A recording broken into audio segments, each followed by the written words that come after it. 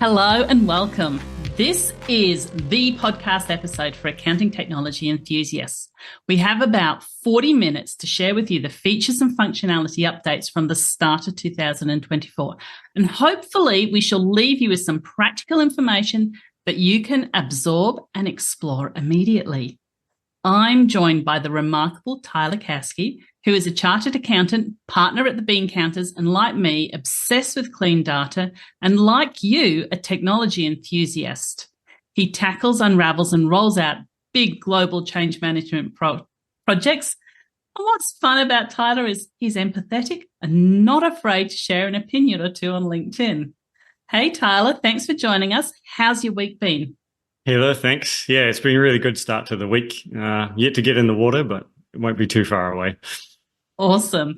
So I had the most brilliant week last week, and I attended the Xero Summer Series and heard from Louise Southall, the economist and small business specialist at Xero, and Bernard Salt, who's Australia's leading demographer.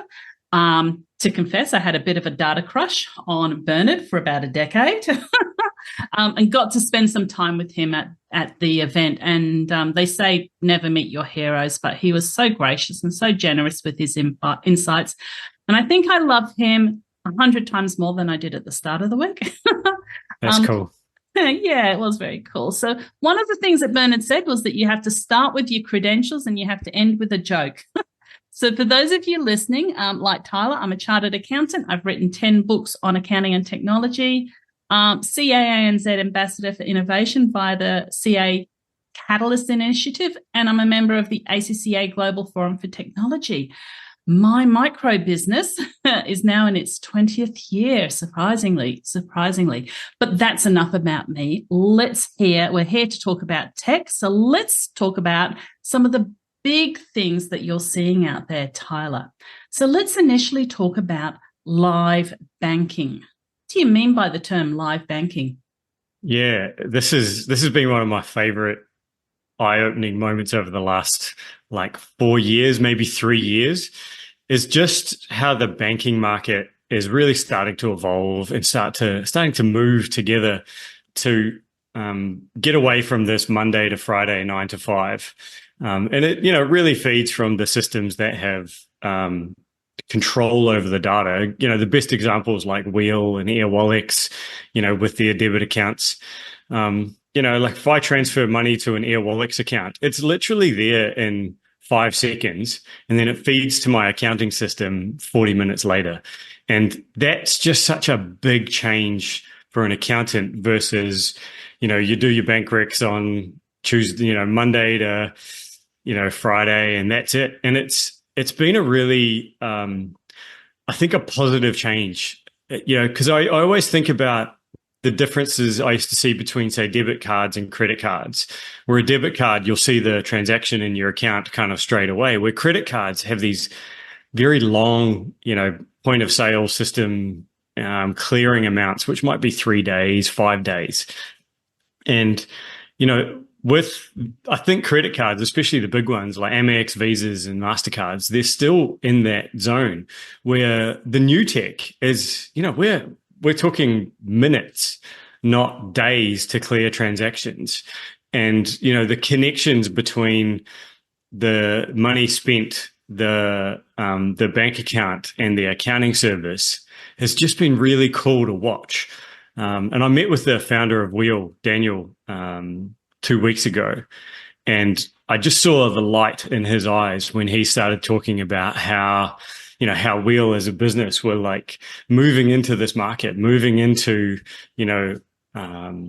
live banking, moving into transactional data that is not bound by, a workday. And I've been really interested to keep my ear to the ground on it.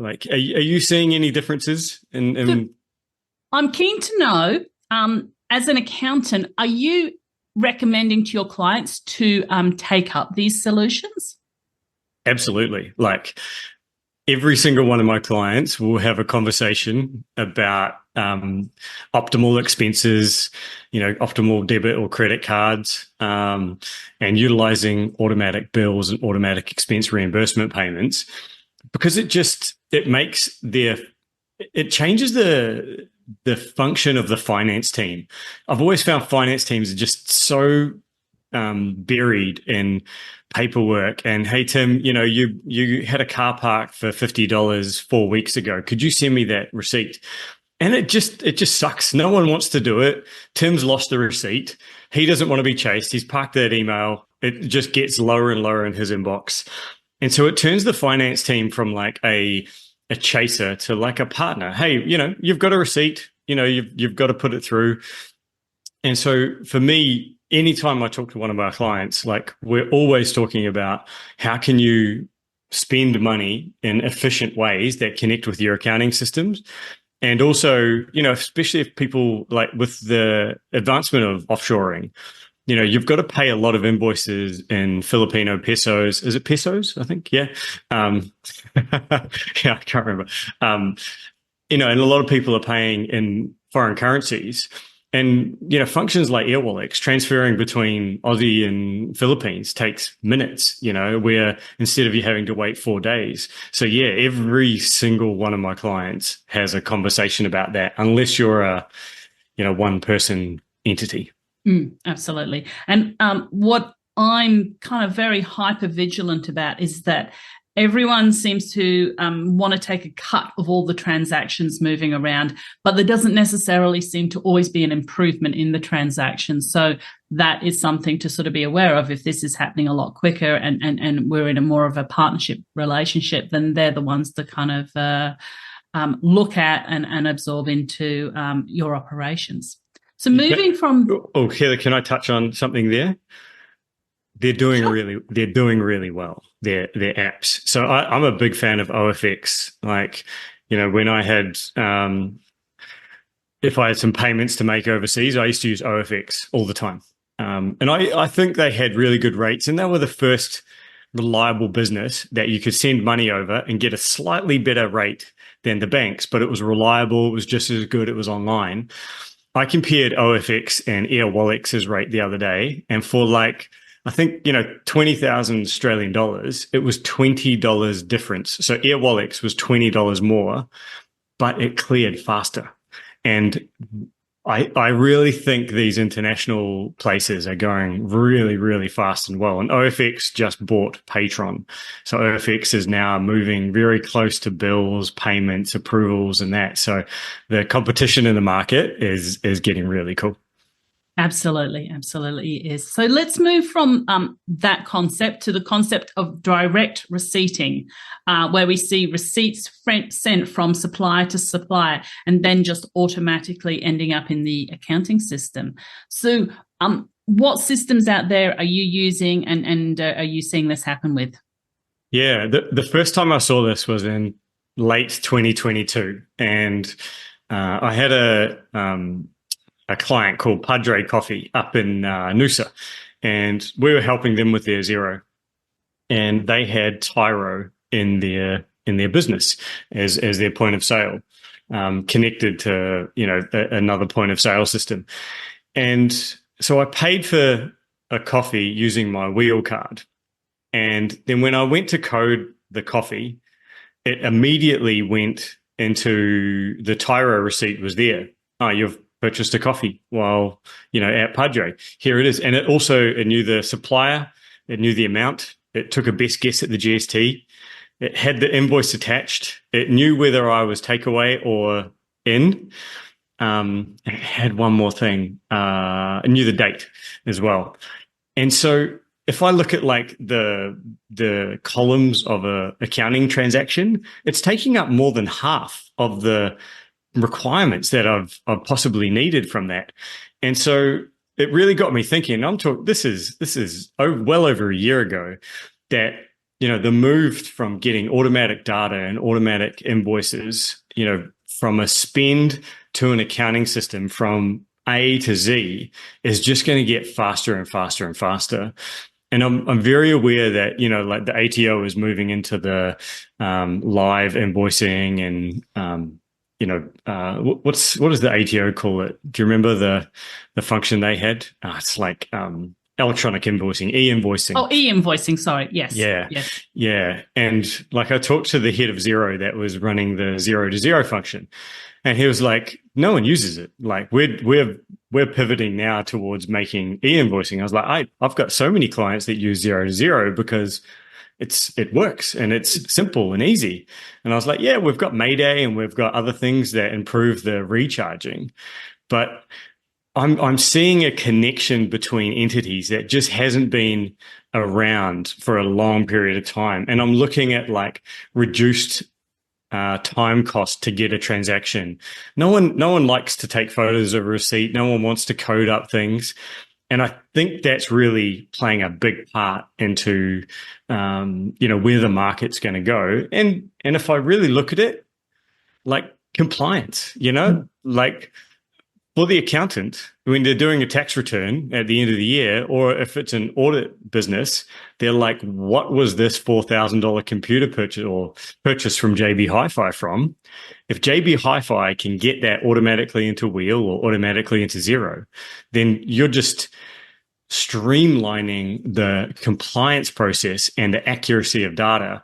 And then we start going into JB Hi-Fi was previously coded to computer and IT expenses. This one's coded to computer and IT fixed asset.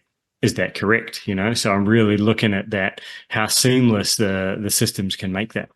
Yeah, and can happen without you even thinking about it. So for people listening in, let me explain that Weel, which Tyler has been mentioning, is a streamlined spend management solution, and it enables you to go online and create and control digital corporate cards. So he has a digital card sitting on his mobile phone, and that's what he's using to purchase. And the FPOS solution there was Tyro that you mentioned. But there's also, I think, Slyp, SLYP, and there's some of the FPOS solutions. And for people who go traveling, to have solutions like that, traveling for work, so business travel, to at the end of a week not have to spend an hour or 2 hours going through an expense report and have it all actually automatically have happened in the background is nice. Employees like it. It's more it's more comfortable to do it that way. You're so right. The comfort factor and the ease is everything. Like I did some international travel to see one of our clients in the States last year, and I traveled for the best part of 2 weeks, and I came back with no anxiety that I hadn't put through a $500 hotel, 2 nights accommodation, because I'd spent everything using the right card. I'd know, like the system gave me my to-do list of what I had to do. And like, yes, sometimes we do the sell of these systems that we're trying to make finance more efficient. And that's really cool. But like, I love making the people more efficient, because that's got an exponential growth, because we've all got some salespeople that even if they're traveling to Newcastle, now they don't have to use their own money. They don't have to have anxiety about like mileage or all these types of things. It just makes their life better. Yeah, absolutely. Especially when there's a cost of living crisis happening and you don't know what your employees are actually going through. Don't make them spend their own money. And I found traveling to the US, and it's an interesting one, because you purchase something and then after the purchase has been made, they add the tip to it. So the receipts kind of always don't, in some circumstances, don't always tally up, and you're like going, oh, they just put a tip on that. Yeah, you've got a tip. Wasn't the tip that I gave them. They just made up a tip, and so that is an interesting one. But yeah, it travel. I like to travel, and it does make it easier. So let's naturally talk about multi-currency. And you have mentioned Airwallex, which is a great solution for global bank transactions. So do you want to share a bit more about that? What you were thinking about that? Yeah, I love where this part of the world is going. Is, banks that are global are not predominantly global at the moment because of the regulations. And it makes sense, like I still remember in 2010, one of my good friends was an HSBC customer and he moved from London to Australia. And he was like, they didn't know I existed. They didn't have any record of me being an HSBC customer in London. And I'd been that customer for like 15 years, you know? And so he came over and he had to do all the checks again. And he was just like, what is the market global? And I was like, it's not. Like, it's a global brand, but we definitely have regulations that make it sensible to have single entities without too much collaboration because of different rules on banking. And so businesses like OFX, like Airwallex, and I reckon Weel will get into the international bank accounts very, very soon, is absolutely awesome to watch. I know Wise does it very well. I've got 2 clients using Wise. I don't love their expense management system. You can't code into Xero or QuickBooks very well, but it does do very fast and efficient international transfers and B payments. But I'm looking at companies that might have 1 office or 2 offices, you know, and they need a Singaporean bank account, and they don't, you know, want to. They Set might up have a bank. Exactly. And like, you're setting up a Singaporean dollar account in 4 minutes rather than 40 pages of forms, and you've got to have an overseas, you know, address and all this type of stuff. And that's just like absolutely game changing. And I think the market, this is going to move us towards more international banking practices, but the regulations are going to be interesting. Yeah, it does bring us all closer. I was sitting on a houseboat on a canal in the UK, and my husband was getting quite frustrated because he was trying to pay for a car rental, and he couldn't receive the text message through from the bank, so the whole thing wouldn't happen. And he was like, and he was getting quite upset about this. And I just opened up my laptop, jumped into my Airwallex account, and made the payment all in about 5 minutes. And he was just like going, wow, just astonished that something he was trying to process, he couldn't. He had everything in place, had all the securities in place, couldn't process it. Definitely, it's a really nice one to have for traveling. So let's move on from there, talking about some of those big pictures and things that we can sort of grab onto in the industry, and talk about some of the smaller features and functionality releases that we've seen kind of since the beginning of 2024. I think it's going to be such an interesting year. So with International Women's Day just around the corner on Friday the 8th, I thought it'd be interesting to point out a couple of reports. So Spotlight Reporting, based out of New Zealand, have released Spotlight Sustain, helping organisations and their advisors deliver ESG reporting, improving transparency, building sustainable strategies. I'm not sure if you've had a chance to have a look at this one, Tyler, but one of the interesting things that in their visually stunning graphs is they actually have a section for gender diversity. Yeah, I love where this is going. Like Spotlight, Fathom, you know, both of those 2 entities have very diverse reporting. Like Spotlight, you know, sometimes was potentially a little mechanical, and it's great to see them open up away from just typical accounting reports, you know, and looking like carbon usage and those types of things, because we know that the CFO role is starting to head towards the head of reporting. And so enabling a CFO to produce a quality report, or the FP&A manager to produce a quality report with good visuals and good reliable data has been really cool. There's another business that does that called Trace. I think they're a Xero app as well, and they do like carbon emission monitoring and strategies, and they're very cool to watch. There does seem to be a lot of carbon-focused apps that have been released, and I possibly could say there's 10 or so that have been released. Was interesting to see the Spotlight reporting, and Richard Francis, the founder of Spotlight, came up and brought it and added it to their set of the other, I think, 4 solutions that they have. So that was quite impressive, I thought. Moving along, and in the same theme, I think this is something, I'm more of a Google girl, but I think you jump into the Microsoft world a bit, Tyler. Yep. If you're using Microsoft Copilot, when you have a meeting, afterwards, a speaker's coach pops up and it tells you things like if you've used filler words like like, and things like that, and how inclusive you've been. Have you used inclusive words and language to make everyone in the meeting feel welcome? Have you come across this, Tyler? Yeah, we're a co-pilot business. Like, we're very deep in the Microsoft universe because we do Power BI, and that's it's a mandatory. You can't be a Google business and use Power BI, and so. But actually, I should tell you about Google Looker one day and how expensive they are compared to Power BI. But different story. What I'm seeing from Copilot is awesome. I sometimes think I've got a good handle on the English language, and then I see some of the ways that they rewrite my sentences. And I think even if we just look at the simple things like how the spell checking's going, and spell checking is moved from red lines to blue lines, and the blue lines are phenomenal. Like, they are going to the stage of, I use the phrase very well. You did that very well.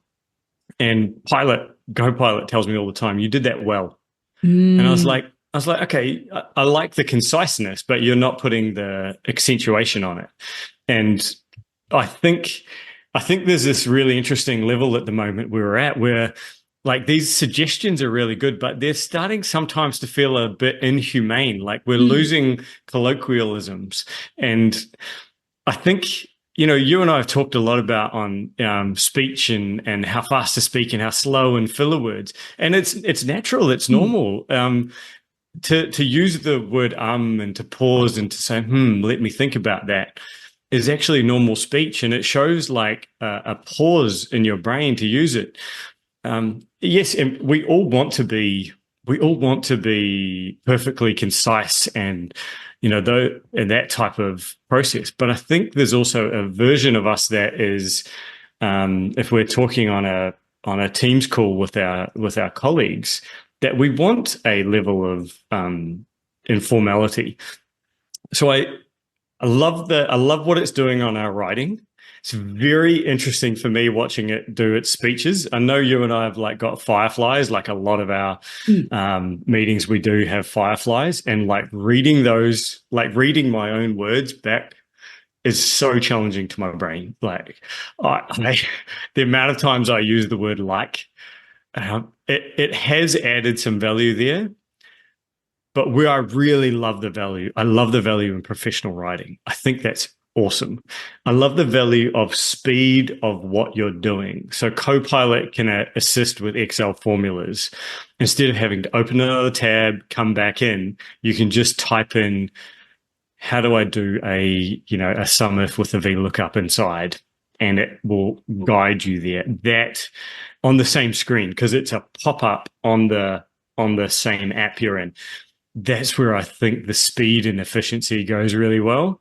And just knowing that you don't have to type in the perfect sentence to get the perfect response has been really cool. What are you seeing in that? Because I know you're a big fan of AI as well as I am.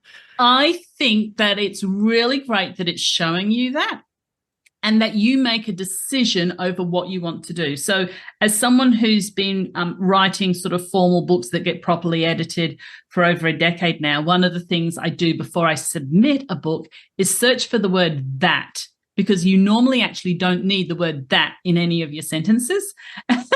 Just delete. There's one or two instances you need it. But yep. And again, the word very. I'm an extraordinarily enthusiastic person. So I could actually have triple berries before. and I actually go through and remove it and the reason I do is because when I really need to emphasize something, I have to use the word very. So I need to pull back a bit and make it a bit more natural. But don't always agree with it. Yeah, absolutely. Learn from it. And I hope that the fact that a bot is coming and saying to you, you're not using inclusive language, is something that people feel comfortable learning from. Because I know I've said that to people and they've got so to the core upset with me. Yeah. And I'm like, okay, won't go there. But maybe if the robots can come and say, make these comments, people can accept them a bit more or not. Yeah, I think the more we talk about, good language and bad, well, not bad, but, the way life's moving, like there are always words that come and go in the English language or any type of language. And songs are the absolute most interesting part of that. Songs that were acceptable 20 years ago versus now are completely different. And, it's part of just acceptance. Like, I think the key thing I've learned is like, just there's no win in fighting trends. Like accepting a trend and accepting the way the world is turning, whether you agree or not, is like, it's not there's better things to do with your time. And I also think there's some really good functions that Copilot does on, the way it's like listening to you and the way it's trying to make you a better speaker, trying to improve some of the words you put together, like as you said very well. But I absolutely hate the way they try to improve punctuation, because I think they're wrong. Like some of the commas they use, I just think I'm like, no, that's not the way it's written in 99% of emails. And the way it's always trying to get you to speak, spell with American and put Z's in everything. Yeah, my like, LinkedIn Bill, is American. Back off, Bill. Yeah, my LinkedIn, like I use the word utilization a lot, and they're like, this needs a Z. And I'm like, no, it doesn't. It's an S, but whatever. Like, it's not worth the fight. Hi, this is Heather Smith, and you are listening to the Accounting Apps Podcast. We recorded this episode clean so it could be repurposed onto another network and be shared with a different audience, which is quite exciting for us. I'd love to know what you thought of the episode, so please get in contact with us and let us know. I'd also like to mention that the way the podcasts apps are working has slightly changed, and if you're not actively subscribing, it stops surfacing new episodes for you. So if you do like this podcast, please actively subscribe and download the episodes so that you see the next ones that come along, or just make sure that your settings are alerting you to new episodes. It's something that all the podcasters are talking about, so I just want to mention that to you as you're listening in. So thank you for listening in, and let me know what you think of the episode, and I'm just going to pass to our sponsors. Thank you.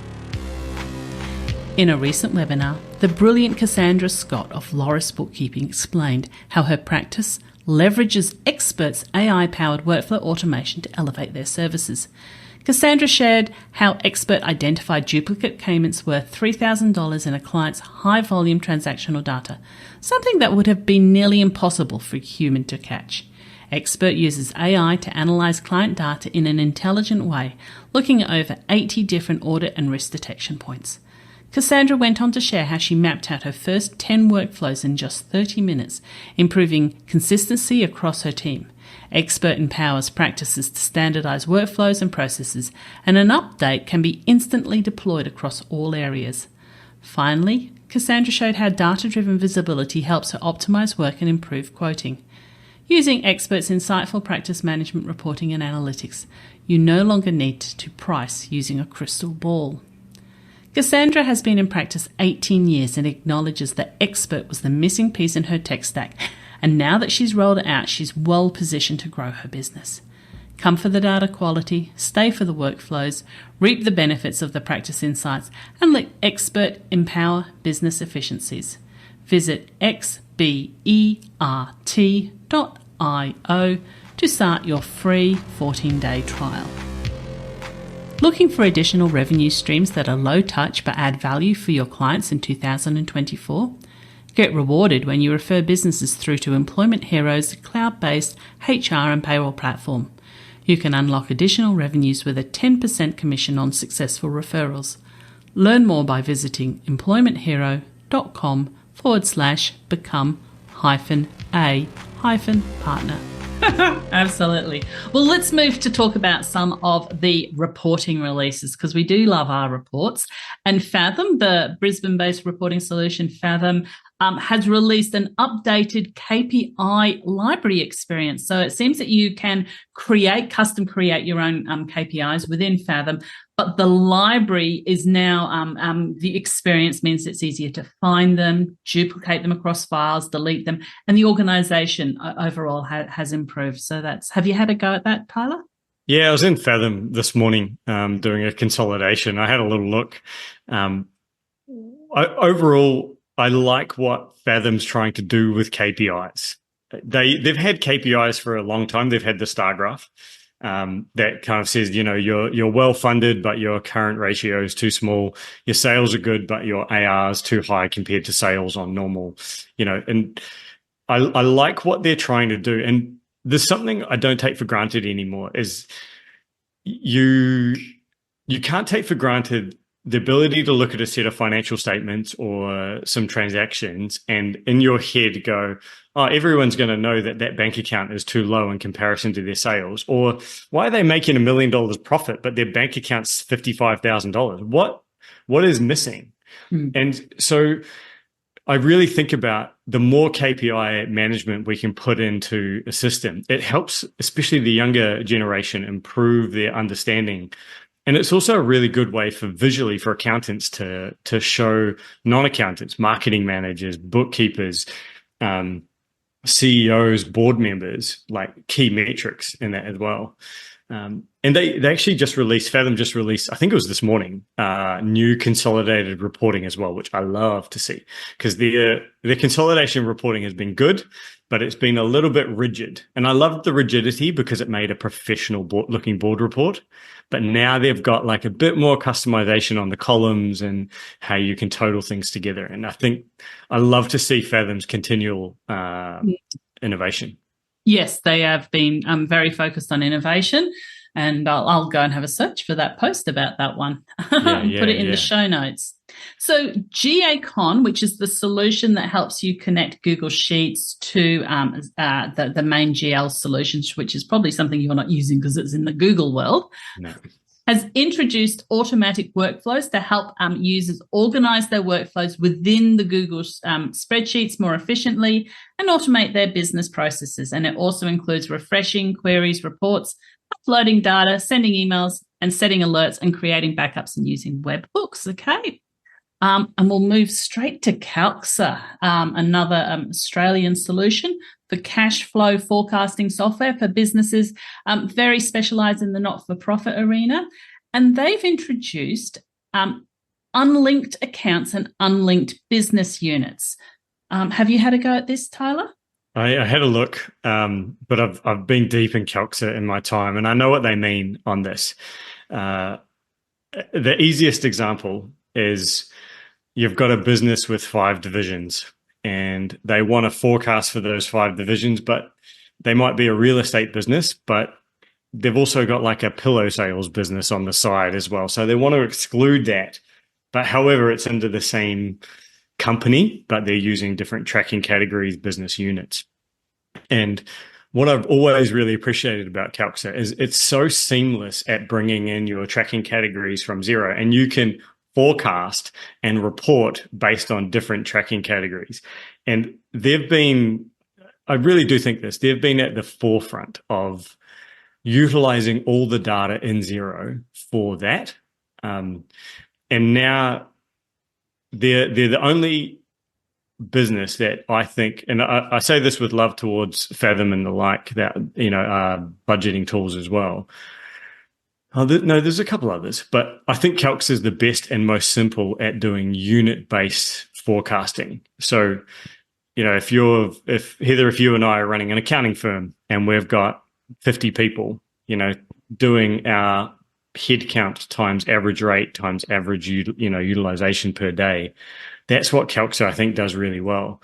And seeing them take that from a P&L basis into a cash flow basis, I I just think is awesome, because you and I both know that when people are talking about budgets now, P&Ls matter, but banks care about the cash. And if you haven't got your three-way forecasts, there's very low value. Have you ever seen that one, or have you heard anything about it? Yes, absolutely. Yes. And Mick Devine's been working at, founded Calcs, I think 18 years ago. So he's just constantly worked with the community to bring something out that has been slightly different to what are the other offerings there. So very good to see and hear what you think of it. So moving into a world that is actually heating up quite excitedly is multi-entity reporting. So I saw that you were on a webinar the other day with the Mayday team, talking about, I presume, multi-entity reporting. Mm-hmm. And the another solution that's out there doing the same thing is Translucent, which that solution, the founder of Translucent was also the founder of Receipt Bank, and he's now heading up Translucent. And they released about 3 weeks ago intercompany loan reconciliations and the ability to automate intercompany journal entries. Have you had a go at that? Yeah, I've stayed very close to Translucent innovation path. It's a beautiful user interface. The connection function with Translucent to get yourself up and running is seconds, not minutes. It's inside that system. It's very, very intuitive. It's very well laid out. And I know they started with something very simple, which I liked, was find and recode. They did. So that was the first one. Yeah. So I've got a couple retailers that have multiple entities. And so I just connected their Xero files to Translucent to have a look to see how good it was. And searching for like one supplier across multiple entities is just, it's seconds. Like if I typed in the bean counters about how many invoices I'd sent to retail company ABC, it clicked by the time I'd finished typing the S of the bean counters. And just looking at how fast they connected between those two was really cool. So I like their speed of delivery. Yeah. Once they had that, they've been, a little bit slower to get the next ones out. But I'm always a fan of good product releases. I don't really like businesses that release too fast, too early, and give you like a half-baked solution. So I'm a big fan of how that looks. They've got like some really positive moves in the market where you can just take multiple entities and start looking at them as one, which is effectively what you can do on NetSuite, but you're paying pennies on the dollar compared to NetSuite and SAP and MyOb Advanced. And I love where this market's going, like businesses like Mayday doing intercompany recharging automatically. Like actually Mayday's intercompany loan. Have you ever seen Mayday's intercompany loan matrix that they Briefly. do? It's phenomenal. Like we had 37 entities on it the other day, and it was just green, green, green. There's the red one. Here's the transactions that are missing. And I was like, my God, like the speed that you can review, 30 plus Xero files compared to making an Excel doc is just phenomenal. So yeah, I'm staying very close to that there. And then to answer the question, sorry, that was a long-winded answer, but the Translucent intercompany, yeah, I've clicked on it and had a little look. I'm going to get deeper into that because I want to see if they can do, how deep you can do your journals, like posting from Translucent into both. I'm going to be touching that for sure. Absolutely. So I did say something incorrect just before. The functionality is called search, not find and recode. That's a Xero function. Yes, so it's called search. Yeah. And for those who have simplistic brains like me, the way that Michael described it to me was they go in and they grab all of the files and they actually pull them all apart. So it's like you have a pile of Lego blocks and then they rebuild them. So the pulling apart takes some time, but then the whole rebuild happens very, very quickly. And the search functionality is actually a free app on their platform. and it comes up with the actual attachment of the document there, and you can click and go straight into the file. And it can be any of the GLs. It could be the MYBs. It could be, I think it's even the NetSuites, the Xeros are out there. So that's quite interesting. And the options, the ability to grow with something like that is phenomenal when people are looking to move globally. So Google has made a few announcements.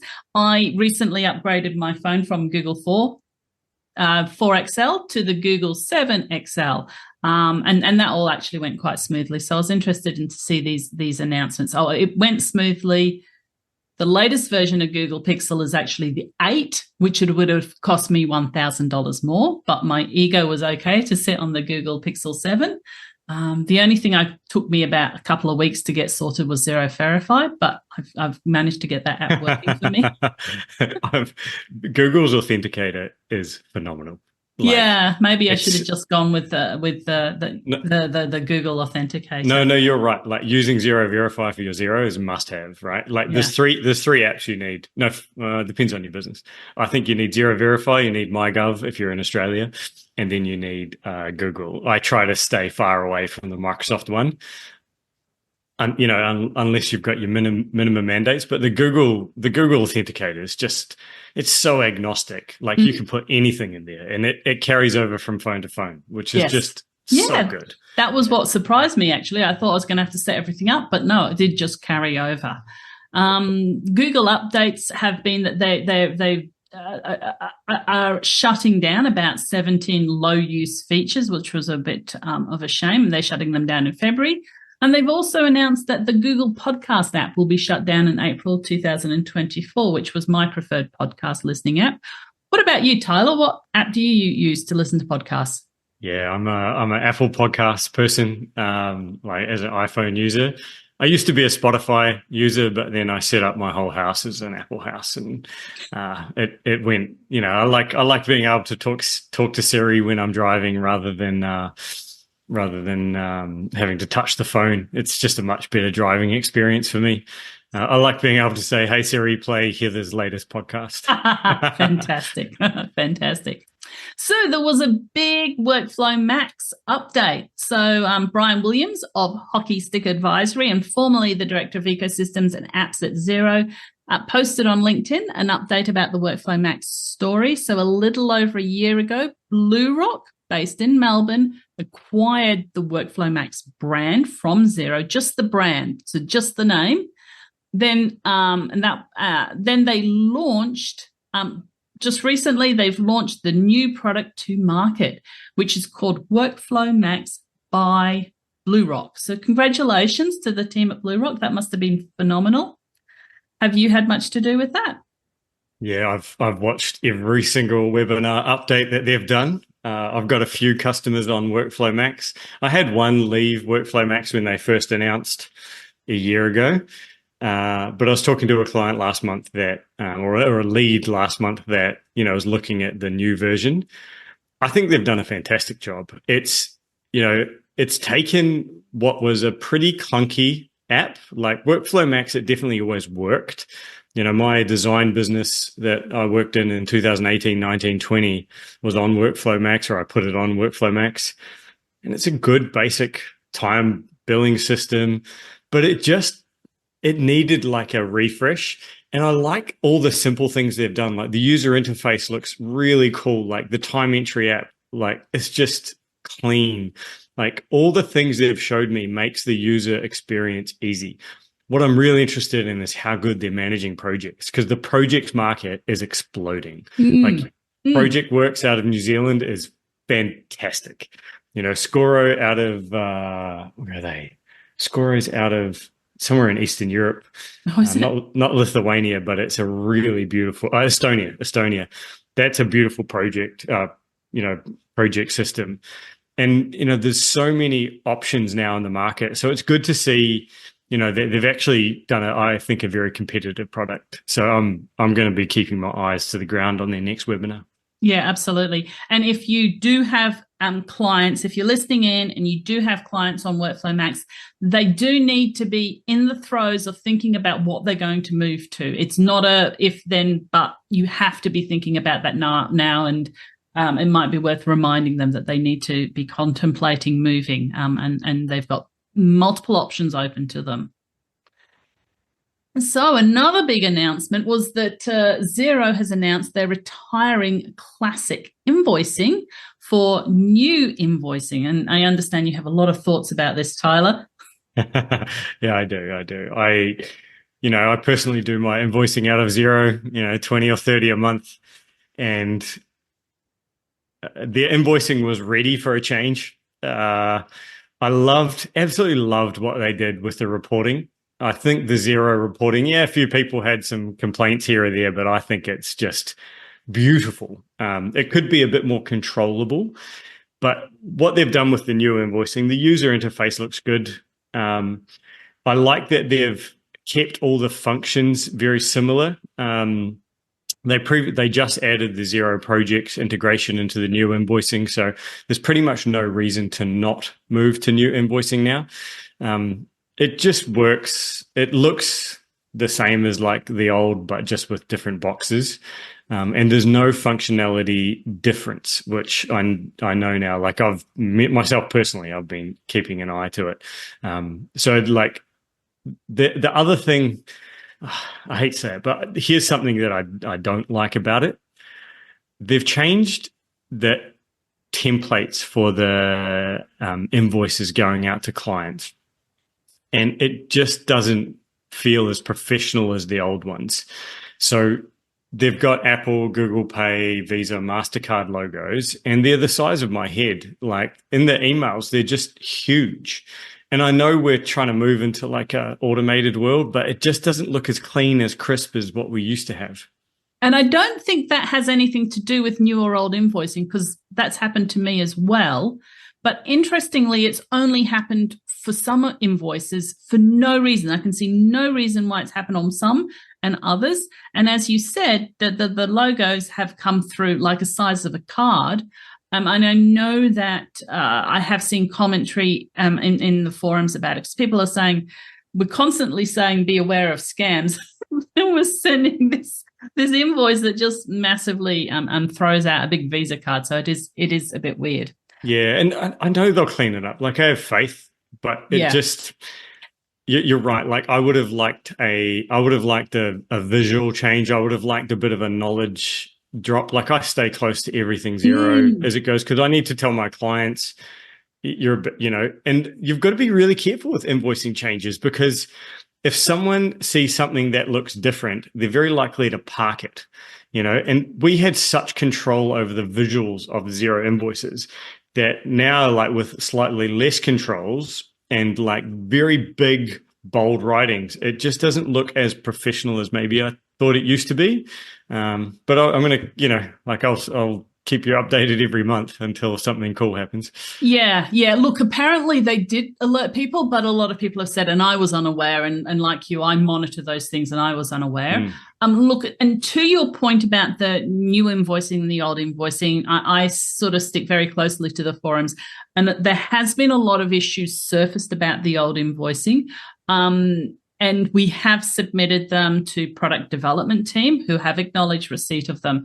So if you opt for new invoicing, it hits everyone that you're working on. So that's something to be aware of, because some businesses will be fine. And then other businesses, for example, overpayments is not supported by new invoicing currently. So that could be a little bit of a problem. However, you can flip back. Oh, overpayments are crucial. Yeah. Oh, I didn't know that. Yeah. Yes. I'll send you my list, Tyler.